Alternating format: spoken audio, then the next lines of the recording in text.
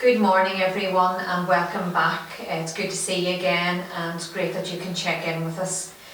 We finished on our last video talking about reaching out and making connections and getting support and what that would mean for all of us, and of course it does mean many different things to different people, and we're very aware, and I think it's important to say again that much of what we are covering and discussing and sharing with you is very individual, and it's important to remember that whatever we choose to do in terms of reaching out or making connections and using wellness tools is very, very individual. So it's good to start off with that.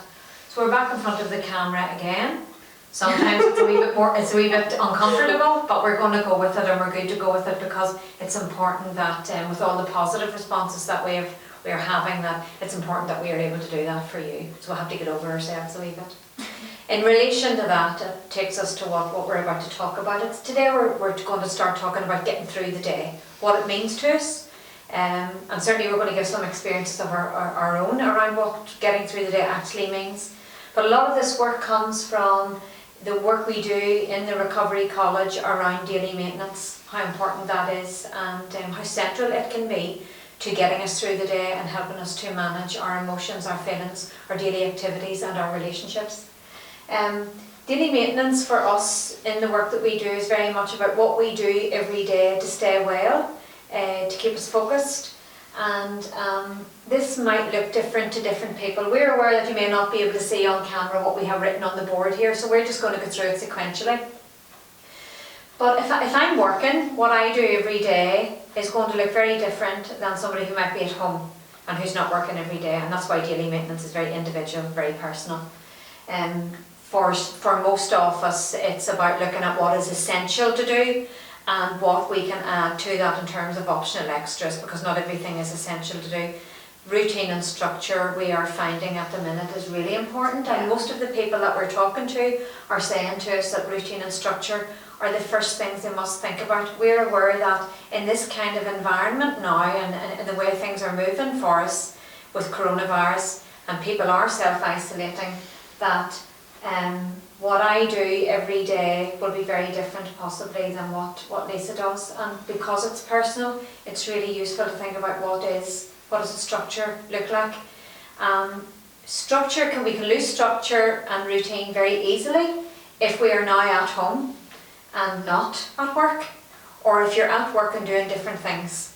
So it's important to think about what does routine and structure look like for you. And it's also if you're not working and you haven't been working, it could be that your usual access to services, the things you would have done, are not there either. Yeah. So even just, it doesn't matter what your situation is, and I know as well that there are carers out there. Perhaps you would have had children at schools, you would have had parents, people who needing your support, whether or not you're identified as a carer or simply you've been there to support someone. Suddenly maybe you're not able to because that person is vulnerable, or the services that are usually being provided for that person aren't there. So it's not just about caring for yourself, but part of your daily structure is going to be about caring for other people as well. And it's really important to recognise that it's not just for our frontline staff. This is important for everybody, because we've spoken about the whole issue of how we respond to crisis situations, which this is the whole fight, flight, freeze, stress response, the anxiety that comes with that, the distress, the impact on our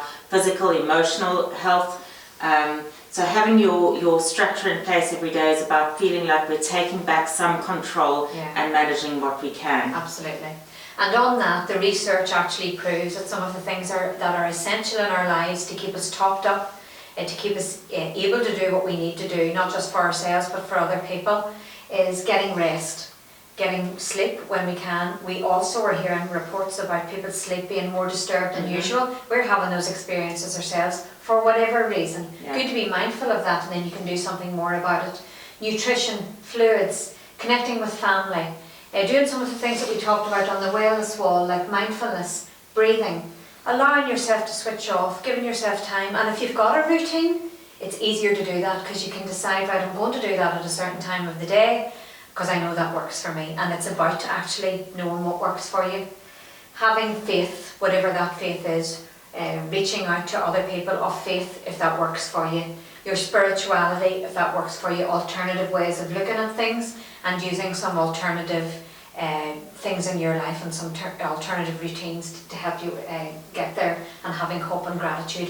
When you're able to have structure and routine, look after yourself, create a way of getting through the day, you're more likely to be hopeful, and that is really, really important. It takes us back to the piece of the work that we done last week. And it's very much thinking about back to basics as well, because sometimes, especially if you've been used to going to work, or if you're at home and your routine has been put out, setting a certain time that you're getting up at the same time, Monday to Friday, maybe on the weekend you're a bit more flexible. People I'm hearing saying even just getting showered, getting dressed, if you used to put your makeup on and you're not because you're home, doing that kind of thing. Yeah. A friend of mine suggested once a week she's having a date with her husband in the garden shed. It's being a bit innovative with what we've got to work with here. Yeah.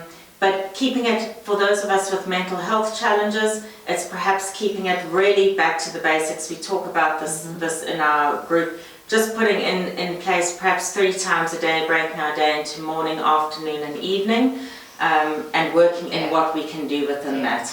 And that helps us to take back some control over our lives. It helps us to manage stress and anxiety better.